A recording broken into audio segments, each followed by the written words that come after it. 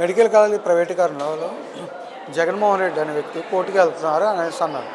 ఈ కోర్టులో కూడా విరిగిపోతుంది, దేశం మొత్తం కూడా పీపీపీ విధానమే బాగుంది అనేసి టీడీపీ వాళ్ళు అంటున్నారు. రాష్ట్ర వ్యాప్తంగా కూటమి ప్రభుత్వం వచ్చిన కాడ నుంచి ఏదైతే ఈ ప్రభుత్వ పరిపాలన ఉందో గాలికి వదిలేసి ప్రభుత్వం చేసినటువంటి పనులను కూడా మరి వారు అసమర్థంగా తీసుకొని ఈరోజు చూసినట్లయితే ప్రతి ఒక్క దాంట్లోని కూడా పీపీపీ విధానం అని చెప్పేసి ఏదైతే ప్రభుత్వ ఆస్తులు ఉన్నాయో అవన్నీ కూడా ప్రైవేట్ పరం చేయడానికి వారు కంకణం కట్టుకొని ఈరోజు చూస్తూ ఉన్నాం. ప్రభుత్వ మెడికల్ కాలేజీల విషయం చూసుకుంటే మరి రాష్ట్ర వ్యాప్తంగా దాదాపుగా 1,40,00,000 మంది సంతకాలు పెట్టి దాన్ని వ్యతిరేకిస్తున్న సందర్భంగా మరి వాళ్ళ చూసుకున్నట్లయితే కూటమి ప్రభుత్వంలో ఉన్న మినిస్టర్ సత్యకుమార్ యాదవ్ గారితో సహా మరి ఈరోజు అందరూ కూడా ఈ పీపీపీ విధానం బాగుంది, మరి మీరు కోర్టుకు వెళ్ళినా కానీ మా ఇంటకు కూడా పీకలేరని చెప్తా ఉన్నారు. సత్యకుమార్ యాదవ్ గారు ఒళ్ళు దగ్గర పెట్టుకొని మాట్లాడాలి.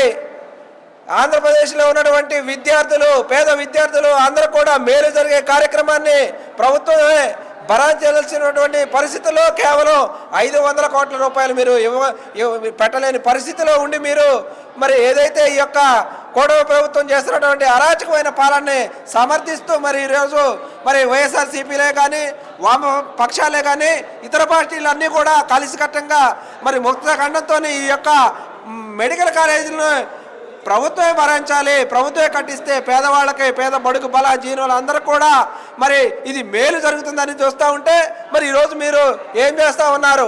ఎవరైనా గొంతు ఎత్తితే మరి వాళ్ళందరూ కూడా అనగదొక్కే విధంగా మాట్లాడుతూ ఉన్నారు. ఒక మినిస్టర్ స్థానంలో ఉండి మరి పేద విద్యార్థులకు అండగా ఉండాల్సిన మీరు మరి ఏదైతే యొక్క ప్రతిపక్షాలు ఉన్నాయో, ఏదైతే చూపిస్తున్నాయో ప్రజల గొంతుగా మరి అందరూ కూడా ఈరోజు ఈ యొక్క పీపీపీ విధానాన్ని వ్యతిరేకిస్తూ 1,40,00,000 సంతకాలను పెట్టి మరి సిద్ధంగా మరి గవర్నర్కి అందజేయడం కూడా జరిగింది.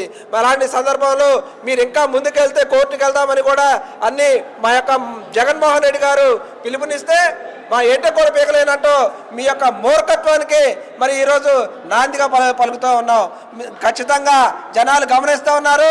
రాబోయే రోజుల్లో మీకు తప్పకుండా తగిన గుణపాఠం ప్రజలే చెప్తారని తెలియజేసుకుంటున్నాం. ఋషికొండ కట్టపోయి ఉంటే 2 మెడికల్ కాలేజీలు వచ్చాయి.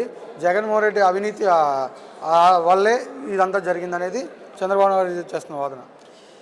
ఈరోజు చూసుకున్నట్లయితే రిషికొండ అనేది మన ఆంధ్ర రాష్ట్రానికి ఒక టూరిస్టిజంగా ఉంది.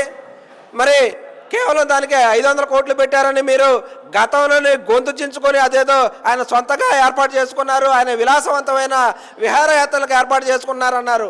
మరి ఈరోజు చూసుకున్నట్లయితే మన భారతదేశానికి, మన ఆంధ్రప్రదేశ్లోని ఇతర దేశాల నుంచి ఏ యొక్క ప్రధానమంత్రి అయినా కానీ లేదా ఇతర దేశ కంట్రీ నుంచి వచ్చేటటువంటి ముఖ్యమంత్రి దేశ ప్రధానులు అయితే వీటికి వస్తారో అది టూరిజంగా పనికొస్తుంది. కేవలం 500 కోట్లు మాత్రమే పెట్టారు. మరి ఈరోజు చూసుకున్నట్లయితే యోగాంధ్ర అని పేరు పెట్టి మీరు చేస్తున్నటువంటి ఏంటి 350 కోట్ల రూపాయలు మీరు యోగాంధ్ర ఒక్కరోజు కళ్ళు మూసి తెరిసే లోపల అయిపోయేదానికి మీరు ఖర్చు పెట్టారు. ఇది కాదా దుర్వినియోగం? ఇది కాదా దుర్వినియోగం? మరి ఈరోజు చూసుకున్నట్లయితే రిషికొండ అనేది మన ఆంధ్రప్రదేశ్కి ఒక టూరిజంగా గొప్పగా మన ఆంధ్ర ప్రజలందరికీ గర్వకారణంగా మిగులుతుందని మేము తెలియజేసుకున్నాం.